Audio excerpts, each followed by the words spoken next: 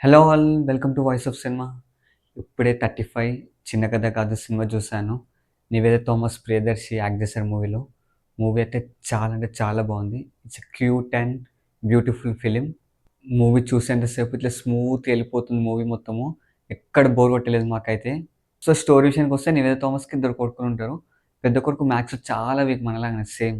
అప్పుడే ప్రియదర్శి మ్యాథ్స్ టీచర్‌గా స్కూల్‌కి ఎంట్రీ ఇస్తాడు. ప్రియదర్శికేంటంటే, ఎవరికైతే మ్యాథ్స్‌లో చాలా తక్కువ మార్క్స్ గానీ, 0 మార్క్స్ అని వస్తాయో, వాళ్ళకి చాలా చిన్న చూపు చూస్తాడు. వేరే క్లాస్‌కి ప్రమోట్ అవ్వనివ్వడు. అట్లనే వేద థామస్ కొడుకు ఎవరైతే ఉన్నారో, అతనిని ఎవ్వరితోని మాట్లాడనియ్యరు. అందరితోని దూరం పెట్టిపిస్తాడు. ఫ్రెండ్‌షిప్ చేయనీయడు ఎవరితోని.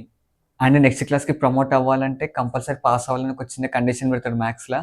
సో, పాస్ అయ్యాడా లేదా అనేది మిగతా మూవీ. పర్ఫార్మెన్సెస్ విషయానికొస్తే నివేద థామస్. She rocked. సినిమా చూసాక ఒకటే అనిపించింది. అంటే ఆ క్యారెక్టర్ తను తప్ప ఇంకొవ్వరు చేయలేరని. అంటే అంతగా జీవించింది మూవీలో. అమ్మగా చాలా పర్ఫెక్ట్‌గా సెట్ అయ్యారు ఆ మూవీలో. అంటే తను తప్ప ఇంకొవ్వరు చేయలేరనిపించింది ఆ క్యారెక్టర్. వాళ్ళ హస్బెండ్‌గా చేసిన విశ్వ గూడా చాలా బాగా చేసిండు యాక్టింగ్. బాగా సెట్ అయ్యాడు ఆ క్యారెక్టర్‌కి. ప్రియదర్శి కూడా మ్యాథ్స్ టీచర్‌గా బాగా సెట్ అయ్యాడు. అంటే మనము స్కూల్‌లలో మ్యాథ్స్ టీచర్ ఎలా ఉంటాడో సేమ్ అలానే ఉన్నాడు సినిమాలో మాత్రం. మెయిన్‌లీ నివేద థామస్ తర్వాత మనం గుర్తుపెట్టుకునేది ఇంకా 3 ఆర్ 4 క్యారెక్టర్స్ ఉంటాయి చిన్న పిల్లలు. చాలా బాగా చేశారు వాళ్ళైతే.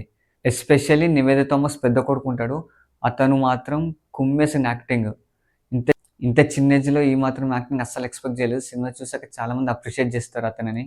మామూలుగా ప్రతి క్లాస్‌లలో ఎవరైతే జీరో ఉంటారో టాపర్ కూడా ఉంటాడు మ్యాథ్స్‌లలో. అతని క్యారెక్టర్ చేసిన ఒక బుడ్డోడు చాలా బాగా చేసిండు. సినిమాటోగ్రఫీ కూడా చాలా బావుంది. మ్యూజిక్ బై వివేక్ సార్ చాలా బావుంది. He was one of my favourite music director. సినిమాలో 2 ఆర్ 3 సాంగ్స్ ఏమో ఉన్నాయి. అవి ఇట్లా సీన్స్‌లలో ఇట్లా ఎళ్ళిపోతుంటాయి. చాలా బావున్నాయి సాంగ్స్ మాత్రం. బీజీఎం మాత్రం చాలా స్మూత్‌గా ఉంటుంది. ఎక్కువ లౌడ్‌నెస్ ఉండదు. జస్ట్ ఇట్లా స్మూత్‌గా ఎళ్ళిపోతూ ఉంటుంది సినిమాలో. సురేష్ ప్రొడక్షన్స్ వారి ప్రొడక్షన్స్ వాల్యూ కూడా చాలా బాగున్నాయి మూవీలో. మెయిన్‌లీ నేను సినిమా చూడడానికి కారణం 'రానా దగ్గుబాటి'. అంటే 'రానా దగ్గుబాటి' కంటెంట్ ఒప్పుకున్నాడంటే సినిమా బావుంటుందని అనుకున్నాను. సో, ఆ రీజన్‌తోని మాత్రమే సినిమా చూసాను నేను.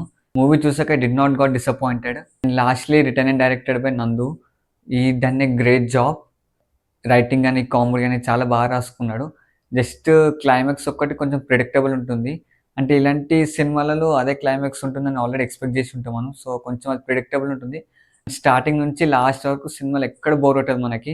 ఫైనల్ వర్డ్ వచ్చేసి ఎవరైతే సినిమా చూస్తారో, సినిమా చూసాక ఒక మంచి సినిమా చూసామనే ఫీల్‌తోని బయటకొస్తారు. ఇది నా గ్యారంటీ. ఈ వీకెండ్ అందరూ పక్కా వెళ్లి మూవీ చూడండి. ఇలాంటి మూవీస్ థియేటర్స్‌లో అస్సలు మిస్ అవ్వద్దు.